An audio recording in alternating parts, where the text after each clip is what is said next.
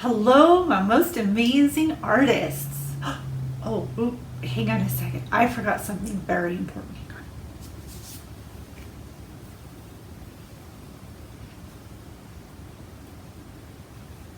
There we go. That's better. My mask. Why do I wear a mask, you ask? I'm wearing a mask to keep myself and my friends and family safe. But the problem with wearing a mask is you can't see my smile, which is my favorite part about me. It's also my favorite part about you, which is why today we're going to be creating a self-portrait. A self-portrait is a picture of ourselves. That's why we call it a self-portrait. Today's self-portrait, we're going to draw ourselves wearing our safety masks. Let me show you mine. This picture comes with a surprise. Not only am I wearing my mask, but you're going to be able to see all the wonderful things inside, behind my mask. For today's project, you're going to need a piece of white paper, a pencil and eraser, a black Sharpie marker, and something to color with, crayons or colored pencils. Take a moment, go get your supplies, and come right back here and meet me. Here's another shot of my masked self-portrait. I thought about all the things that make me, well, me. My rainbow glasses, freckles, and long dark blonde hair. I also thought about how others might describe my personality. Think about your descriptive words while we start drawing. Begin with your paper nice and tall in the portrait, which is perfect because we're making a self-portrait. Fold your paper by bringing the bottom up to match the top. Do it again. Bring the bottom up to the top and fold to make a long, skinny rectangle. If I'm going too fast for you, just pause this video until you're all caught up, and then you can hit play again. Next, unfold one fold. Then unfold just one piece of paper, and this is where we will begin drawing our self-portrait. Grab your pencil. Begin by placing your finger in the middle of the folded line and draw a curved rainbow line to make an eyelid. Do the same thing on the other side of your finger for the second eyelid. Then use a horizontal line to close the shape, making kind of a half circle shape. Next, let's create your iris, the colorful part to your eye, and then the pupil. Feel free to add a line in the pupil to make a highlight. Then shade in the pupil. Do the same thing to the other eye. Iris, pupil, highlight, shade. Make some eyelashes if you want, and some eyebrows to show how you're feeling. It's pretty tricky to show how you're feeling behind a mask, so eyebrows will definitely help with that. Next, let's start working on your head. Let's draw a big arched line over your eyebrows for your hairline, continuing that line down below the fold, curving it around and back up to create your jawline. Finally, add two curved lines for your neck. I like to use the letter C when I draw ears, and I'm making sure that I go above and below the fold line.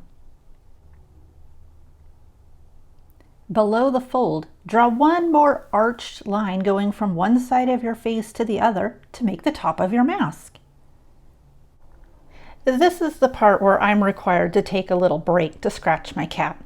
This furry gray girl is my oldest cat, Zeb Zuber. She loves when I scratch her nose and the sides of her belly. Do you have a pet? If you do, make sure to give them some extra special attention like I do.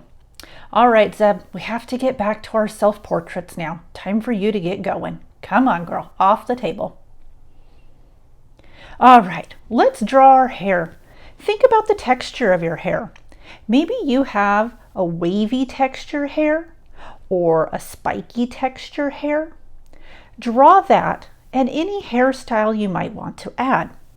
I'm going to give you 4 examples of different types of hair. Maybe one of these is yours, or maybe you have something different. Let's see what you've got. I'm using this one right here. Reminds me of my nephew. He likes to wear his hair in a mohawk a lot. Maybe you have curly textured hair or long, smooth textured hair like me. Many of you know that I wear my hair pulled back into a bun so that my hair doesn't get paint or glue on it. Notice how I'm using lines to show the direction the hair is going, in addition to giving it some texture. All right, let me just finish by giving it my lumpy bumpy bun, showing you the direction the hair is going, and then I'm going to get back to my other picture. I'm going to use another one of my nephews as inspiration. He often has his hair very short and spiky. There, that looks just like him. All right, let's move on and do the inside. I've unfolded my paper, and in the top rectangle, right underneath my face, I'm going to draw the chin. This time without my mask. Finish the bottom of the ears, and don't forget your neck. You don't want to be a floating head. Remember to stay below the fold line as you draw your nose and mouth. I have a lot of space, so I'm going to draw a great big smile, but you can draw your mouth any way you like. Here are some ideas that you can use. You can draw your teeth. If you've lost a tooth recently, be sure to leave a space. You could draw a curved line for a tongue if your mouth is open. You could add a small line for your chinny chin chin, dimples if you have them, smile lines at the corners of your mouth. What details do you need to make this look like you? Do you need to add glasses, freckles, a hairy mole? What makes you unique and amazing? Once you have everything drawn, trace your lines with a Sharpie marker. If there's a line you don't like, don't trace it. You can always use your eraser to erase those pencil lines that you didn't like. Easy peasy. Now it's time to talk about the person that you are. Words that describe just how awesome and incredible of a kid you are. Let's go beyond words like pretty and cute and use words that make you special and different and unique. Maybe you're artistic or athletic. I know you're super smart. You're also kind and considerate and helpful in any kind of way. Those are the words that you could use to describe yourself. If you want to turn them into a bubble or block word, start by drawing the letters, like sticks. Then go around them with rounded lines to create a bubble-shaped letter. You'll notice that I did that with a pencil in case I made a mistake.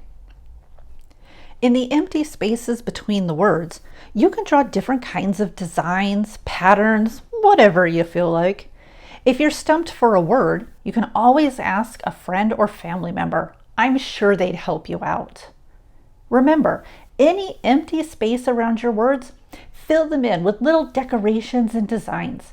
Think of this as like a doodling kind of surface. Anywhere you want to pop a cool design in, I say go for it. Speaking of cool designs, don't forget to design your mask. I used my actual mask as inspiration for my self-portrait. You can too, or you can make a brand new, amazing design for your mask. All done with your personality words, doodles, and mask design? Make sure you trace all those lines with your Sharpie marker again. Remember, any lines you don't like or don't want to keep, for example, the stick letters inside my block letters, I'm not going to trace them with the Sharpie. I'm going to erase them with my eraser. Oh no, I almost forgot to trace the mask design. Okay, now I can go back to erasing. Once you've completed your self-portrait, it's time to color, baby, color. Use crayons, colored pencils, whatever you have available. To finish, I'm going to close the paper up and draw radiating lines that go around the edges of my face. Now I can open and see my face surrounded by all the descriptive words about me, the amazing kid behind my mask. How fun would it be to create portraits of your family using words that describe them? Or send one in the mail to a friend to let them know that you're thinking about them. I think I'm going to make one for my cat, Zeb Zuber.